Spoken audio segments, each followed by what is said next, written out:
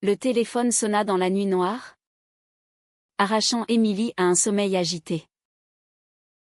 À l'autre bout du fil, la voix brisée de son frère Julien la frappa comme un coup de poignard. Il sanglotait, suppliant qu'elle prenne soin de sa petite fille de 5 ans. Car il ne pouvait plus le faire lui-même. Ce appel à 2 heures du matin transforma sa vie en un tourbillon de chaos, la forçant à choisir entre son amour secret pour Sophie et les obligations familiales qui menaçaient de tout détruire. Émilie raccrocha, le cœur battant, et se tourna vers Sophie qui dormait paisiblement à ses côtés dans leur petit appartement du quartier du Marais à Paris. La lune filtrait à travers les volets, illuminant le visage serein de sa compagne. Comment pouvait-elle lui annoncer cela? Julien, son frère aîné, avait toujours été le pilier de la famille. Mais un accident de voiture l'avait laissé paralysé. Et maintenant, avec sa femme décédée l'année précédente, il se sentait incapable d'élever seul leur fille. Léa. Tu es la seule en qui j'ai confiance. Émilie. Maman et papa ne comprendraient pas. Ils sont trop vieux. Trop rigides. S'il te plaît. Sauve-la de l'assistance publique. Ces mots résonnaient dans sa tête comme un écho accusateur. Le lendemain matin, Émilie se leva tôt.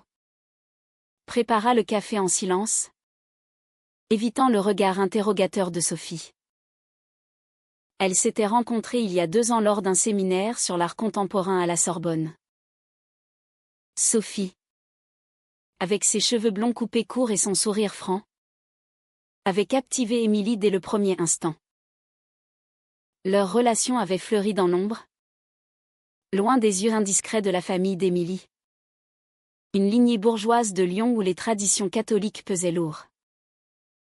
Sophie, issue d'un milieu plus libéral à Marseille, encourageait Émilie à s'assumer. Mais celle-ci craignait le rejet. On en parlera ce soir? Murmura Émilie en embrassant Sophie avant de partir pour son travail de graphiste freelance. Au bureau, les heures s'étiraient comme un supplice. Émilie fixait son écran, les doigts immobiles sur le clavier. L'idée d'élever Léa l'effrayait. Comment intégrer une enfant dans leur vie déjà précaire? Sophie et elle parlaient souvent d'avenir, de voyage, mais jamais d'enfant. Et puis, il y avait les parents. Si elle acceptait, il découvrirait inévitablement sa relation avec Sophie. Son père, un retraité strict, avait toujours vu en elle la fille parfaite, celle qui perpétuerait la lignée. Le mariage, les enfants, c'est le devoir, répétait-il souvent. Sa mère, plus douce mais influençable, suivrait. Émilie imaginait déjà les cris, les reproches. Comment oses-tu vivre comme ça? C'est contre nature. Le soir venu, autour d'un dîner improvisé, une salade niçoise et du vin rouge, Émilie lâcha enfin la bombe. Sophie l'écouta, les yeux écarquillés, une fourchette suspendue en l'air. Ton frère veut que tu élèves sa fille? Mais... Et nous? Demanda-t-elle, la voix tremblante. Émilie expliqua tout, l'accident, la solitude de Julien, la peur de l'abandon pour Léa. Sophie posa sa main sur la sienne, mais son regard trahissait l'inquiétude. Je t'aime, Émilie.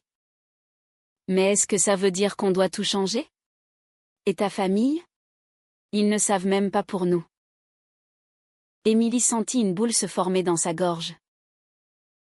Elle avait toujours reporté le coming out, craignant de briser l'équilibre fragile.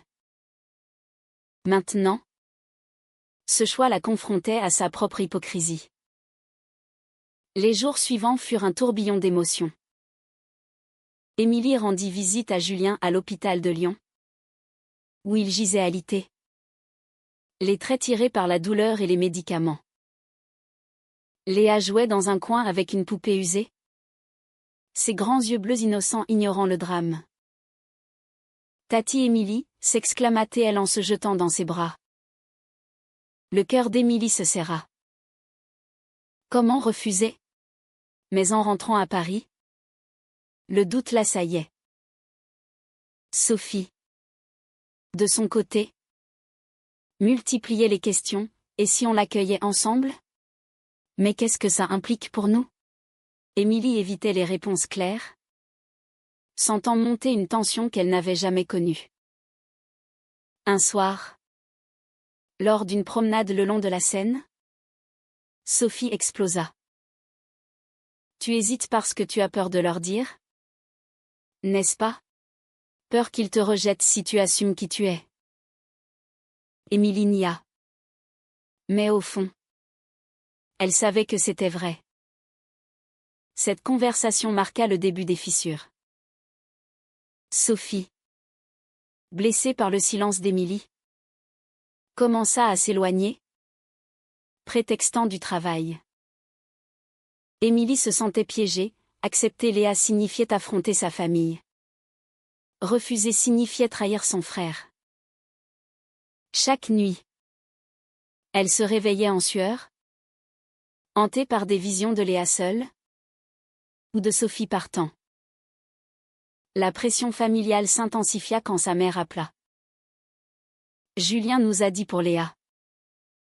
Tu dois l'aider. C'est ton devoir de sœur. Émilie promit d'y réfléchir. Mais le mensonge pesait. Elle décida d'organiser un week-end à Lyon pour tester les eaux. Sophie refusa d'y aller, pas tant que tu ne leur dis pas pour nous. Seule, Émilie affronta ses parents. Le dîner fut tendu, avec des discussions sur l'avenir de Léa. Elle a besoin d'une figure maternelle stable, insista son père. Émilie acquiesça. Mais intérieurement, elle bouillonnait. De retour à Paris, elle trouva Sophie distante. Et pour la première fois, elles dormirent dos à dos. Le conflit intérieur d'Émilie atteignit son paroxysme lors d'une dispute explosive. Tu choisis ta famille contre moi, cria Sophie. Émilie, les larmes aux yeux, répliqua, ce n'est pas si simple. J'ai peur de tout perdre. Cette nuit-là, Sophie partit chez une amie, laissant Émilie seule avec ses démons. Elle réalisa alors que son silence avait déjà commencé à détruire ce qu'elle chérissait le plus. Les semaines suivantes furent un calvaire pour Émilie. Sophie était revenue, mais une barrière invisible s'était dressée entre elles. Les conversations se limitaient au quotidien, le travail, les courses, évitant soigneusement le sujet de Léa et de la famille. Émilie passait ses journées à osciller entre culpabilité et ressentiment. Au bureau, elle commettait des erreurs inhabituelles, son esprit vagabondant vers des scénarios catastrophes. Et si je disais tout à mes parents, se demandait-elle en fixant les toits de Paris depuis sa fenêtre. Mais l'image de leur déception la paralysait. Julien appelait régulièrement, sa voix de plus en plus faible. Léa demande après toi. Quand viens-tu la chercher? Émilie temporisait, prétextant des contraintes professionnelles. En réalité, elle luttait contre une tempête intérieure, son amour pour Sophie la poussait à s'affirmer. Mais les liens familiaux la retenaient. Sophie, de son côté, cherchait du soutien auprès de ses amis.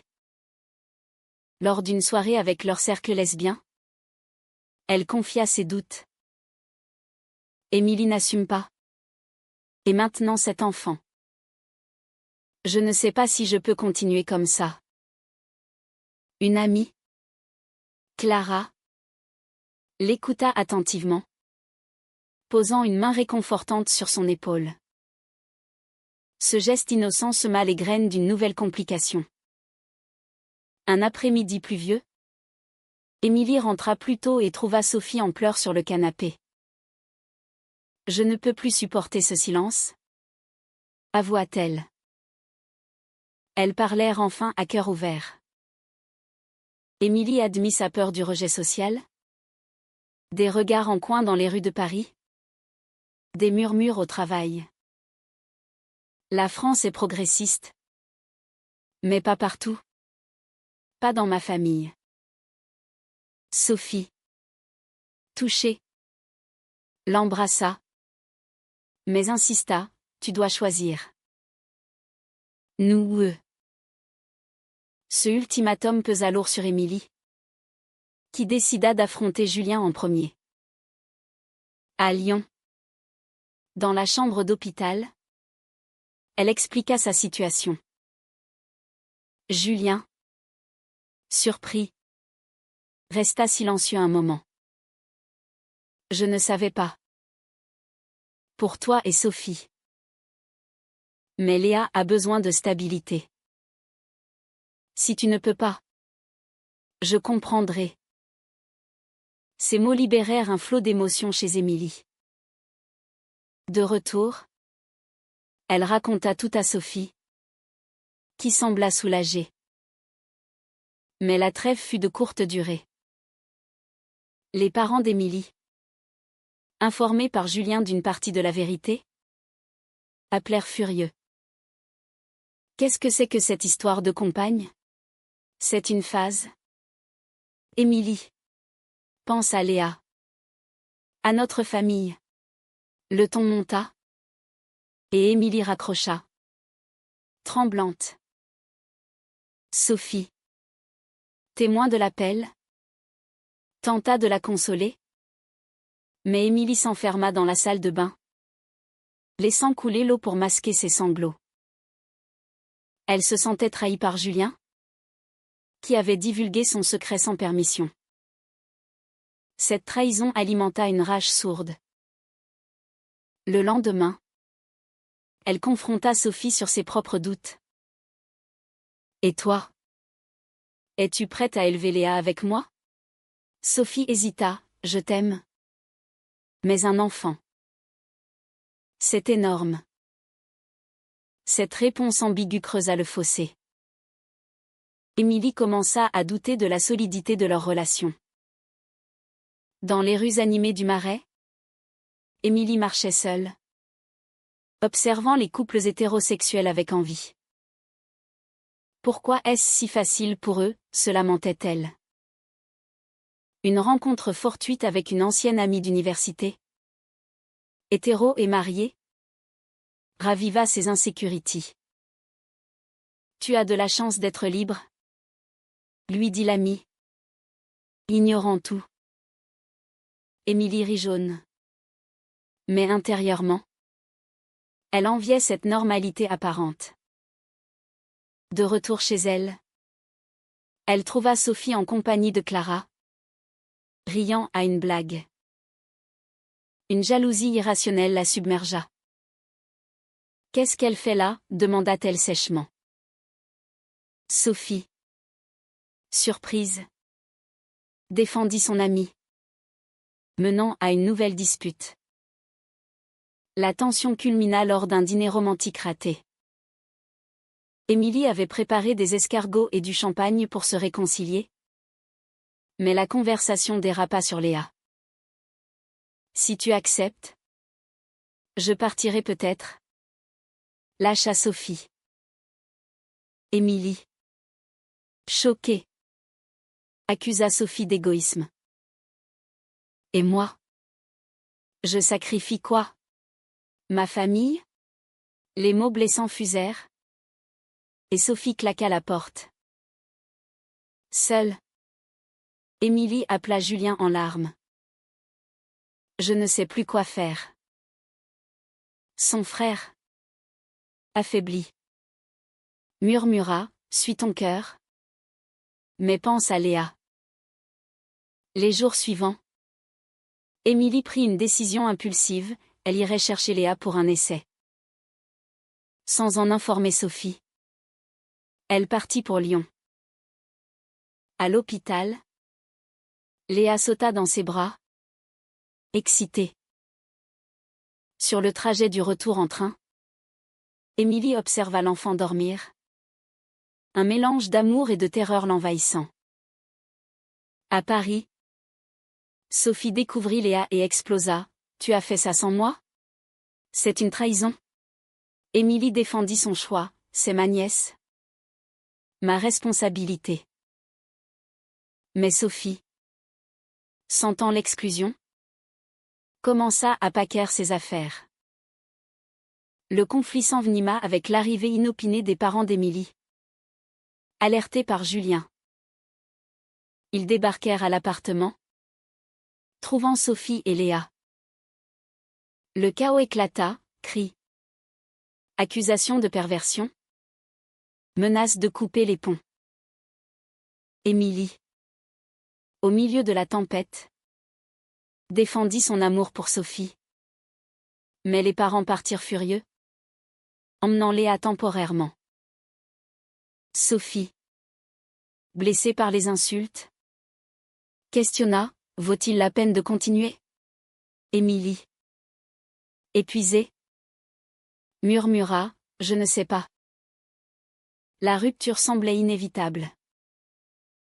Sophie passa la nuit chez Clara, laissant Émilie seule dans l'appartement vide. Les souvenirs affluaient, leur premier baiser sous la tour Eiffel, les week-ends à la campagne en Normandie, les promesses d'éternité. Comment en était-elle arrivée là ? Émilie appela sa mère le lendemain, tentant une réconciliation. « Maman, je l'aime. C'est qui je suis. » La réponse fut glaciale, « Ton père ne veut plus te voir. Et Léa restera avec nous jusqu'à ce que tu reviennes à la raison. » Ce rejet la brisa, mais alluma aussi une étincelle de rébellion. Sophie revint pour récupérer ses affaires, et leur confrontation fut déchirante. « Tu as choisi ta famille » accusa-t-elle. Émilie répliqua, « Non. J'essaie de tout concilier. » Elles pleurèrent ensemble, se remémorant leur amour. Mais Sophie partit, emportant une partie du cœur d'Émilie. Seule, celle-ci se tourna vers le travail, se noyant dans des projets pour oublier. Pourtant, les nuits étaient hantées par des cauchemars, Léa appelant « Maman », Sophie s'éloignant. Julien, sentant la détresse de sa sœur, l'appela. « Je suis désolé d'avoir parlé. Mais Léa a besoin de toi. » Émilie, en colère, lui reprocha sa trahison. « Tu as tout détruit. » Julien admit son erreur, expliquant sa peur pour sa fille. Cette conversation apaisa légèrement Émilie, qui décida de rendre visite à Léa chez ses parents. À Lyon, l'accueil fut froid. Son père évita son regard. Sa mère murmura des prières. Léa, confuse, demanda « Où est Tati Sophie ?» Émilie improvisa une excuse, le cœur serré. De retour à Paris, Émilie croisa Clara dans un café. « Sophie souffre, » dit-elle. Émilie, suspicieuse, questionna leur proximité. Clara nia toute ambiguïté, mais sema le doute. Ce soir-là, Émilie envoya un message à Sophie, « On peut parler ?» Elles se retrouvèrent au jardin des Tuileries, sous un soleil timide. Sophie avoua avoir flirté avec Clara par vengeance. « Je me sentais seule. » Émilie, Blessée. Accusa, c'est de la trahison. Mais au fond, elle comprenait, son propre silence avait poussé Sophie à cela. Elles se réconcilièrent partiellement, décidant d'une pause. La société pesait aussi, au travail. Des collègues murmuraient sur sa phase. Émilie, outrée, confronta son patron, qui balaya, c'est Paris. Tout le monde s'en fiche. Mais elle savait que non. Lors d'une manifestation pour les droits LGBT, elle marcha seule, sentant la force de la communauté. Cela l'inspira à écrire une lettre à ses parents, expliquant son amour, ses peurs, son désir d'élever Léa avec Sophie. La réponse fut un silence assourdissant. Sophie, de son côté, luttait avec ses propres démons. Chez Clara, elle réfléchissait à son avenir. Je l'aime. Mais est-ce suffisant? Clara conseilla, batte-toi si tu y crois. Sophie revint vers Émilie, proposant un plan, affronter les parents ensemble pour récupérer Léa. Émilie accepta, terrifiée mais déterminée. Elles préparèrent leur voyage à Lyon, répétant des arguments. Sur la route, elles se tinrent la main, retrouvant une complicité fragile. À l'arrivée, la confrontation fut explosive. Le père hurla, « Pas sous mon toit !» La mère pleura, invoquant la Bible. Émilie défendit, « L'amour n'a pas de genre. Léa mérite une famille aimante. » Sophie ajouta, « Nous pouvons lui offrir ça. » Le débat dura des heures. Révélant des blessures familiales profondes, le père avoua sa peur du qu'en dira-t-on. La mère son regret d'une éducation rigide. Finalement, ils cédèrent partiellement, Léa pourrait venir pour un essai, mais sous surveillance. De retour à Paris avec Léa, les défis commencèrent. L'enfant, perturbé, pleurait la nuit. Sophie et Émilie alternaient les veilles, renforçant leur lien. Mais les parents appelaient constamment, critiquant. Une dispute éclata quand Sophie suggéra une thérapie familiale. Émilie refusa d'abord, craignant plus de conflits. Pourtant, elle céda, voyant l'usure sur Sophie. La thérapie révéla des vérités douloureuses, Émilie admit son internalisée homophobie. Sophie sa peur de l'engagement. Léa, innocente, apportait de la joie, mais aussi du stress. Un soir, après une crise de Léa, Sophie craqua, est-ce que c'était la bonne décision? Émilie, épuisée, questionna leur avenir. Mais un câlin collectif les unit, rappelant pourquoi elles luttaient. Les mois passèrent, et la routine s'installa précairement. Léa s'adaptait, appelant Sophie, Tatisso. À l'école, des questions innocentes sur « de maman » surgissaient, forçant Émilie à expliquer simplement. La société parisienne offrait un cocon, mais les visites familiales étaient tendues. Lors d'un Noël à Lyon, le père ignora Sophie. La mère fit des efforts maladroits. Émilie, médiateur, épuisait ses forces. Sophie, frustrée, confia à Clara ses doutes persistants. Parfois, je me sens comme une intruse. Clara, attirée par Sophie, glissa, tu mérites mieux. Ce flirt innocent escalada en une soirée arrosée où Sophie embrassa Clara. Le lendemain, rongée par la culpabilité, elle avoua à Émilie. C'était une erreur. Je t'aime. Émilie, dévastée, hurla. Comment as-tu pu? Après tout ça? Sophie pleura, expliquant sa confusion. Émilie, blessée au plus profond, demanda du temps. Seule avec Léa, Émilie réfléchit à ses choix. Avait-elle sacrifié trop? Julien, améliorant sa santé, appela, si c'est trop, ramène-la. Mais Émilie refusa, attachée à l'enfant. Sophie revint, suppliante. Elles décidèrent de se battre, mais la confiance était ébranlée. Une thérapie de couple aida. Révélant des patterns, Émilie évitait les conflits. Sophie cherchait l'attention ailleurs. Un tournant vainquant les parents, influencés par un prêtre progressiste, proposèrent une rencontre neutre à Paris. Au café, ils écoutèrent enfin.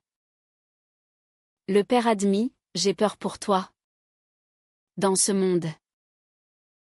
Sophie répondit, l'amour nous protège. Des larmes coulèrent. Et un fragile pont se construisit.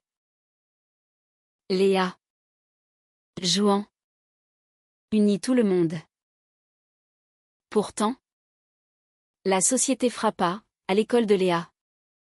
Une pétition circulait contre les familles homoparentales. Émilie, outrée, confronta la directrice. C'est discriminatoire. La bataille légale s'ensuivit, drainant leur énergie. Sophie, soutenant, organisa une manifestation locale. Leur relation se renforça dans l'adversité. Mais les blessures passées suppuraient. Lors d'une dispute sur l'avenir, Sophie lâcha, peut-être qu'on devrait arrêter. Émilie, paniquée, proposa, marions-nous? Pour officialiser. Sophie hésita, craignant que ce ne soit qu'un pansement. Elles prirent du recul, Sophie retournant chez Clara temporairement. Émilie, avec Léa, affronta la solitude, réalisant son amour profond. Julien, guéri partiellement, visita Paris.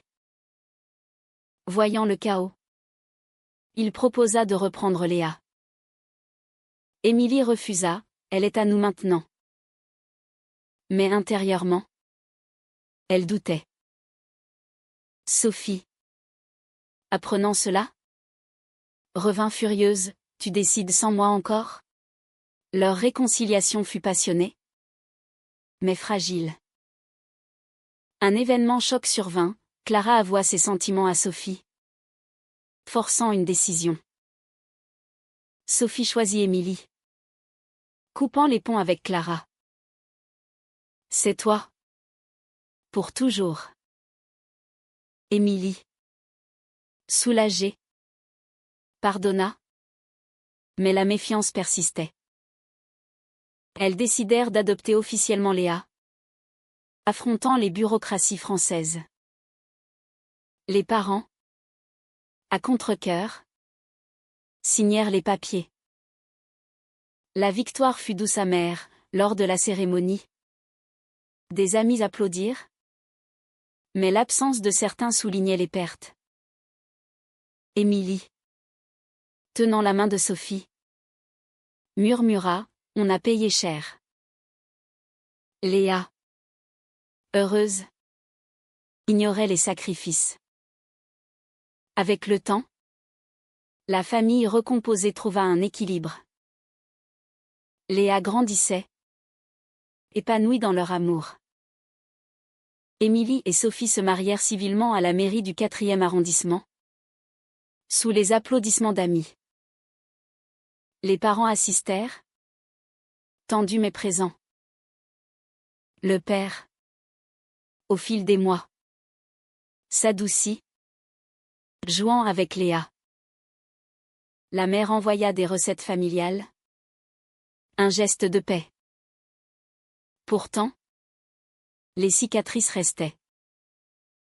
Émilie luttait contre des crises d'anxiété, revivant les trahisons.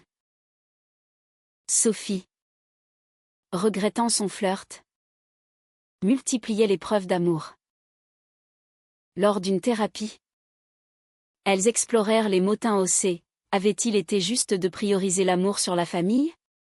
De risquer Léa dans leur tourmente? Un jour, un appel de Julien annonça sa rémission complète. Je peux reprendre Léa si vous voulez. Émilie et Sophie refusèrent unanimement, elle est notre fille maintenant. Cette unité scella leur lien. Mais la société continuait à tester, des commentaires homophobes en ligne, des regards dans le métro. Elles rejoignirent une association LGBT, militant pour les droits, transformant leur douleur en action. Sophie trouva un nouveau job en design. Émilie prospéra freelance. Léa, à l'école, défendit fièrement ses deux mamans. Un soir, autour d'un dîner ratatouille et baguette, elles rirent des épreuves passées. On a survécu, dit Sophie. Émilie acquiesça. Mais intérieurement, elle questionnait les choix. La vie reprit, avec ses hauts et bas. Une dispute mineure raviva de vieux fantômes, mais elles communiquèrent mieux. Les parents visitèrent plus souvent, acceptant progressivement. Lors d'un anniversaire de Léa, toute la famille réunie. Un toast fut porté, à l'amour, sous toutes ses formes. Émilie sentit une paix fragile s'installer. Pourtant, le doute persistait, avait-elle trahi son frère initialement? Sophie. Sa famille? La fin justifiait-elle les moyens? Léa, innocente, grandissait dans un monde encore hostile, mais entourée d'amour. Émilie et Sophie, main dans la main, affrontaient l'avenir, conscientes des prix payés. Était-il juste de prioriser son bonheur personnel au détriment des attentes familiales et sociétales?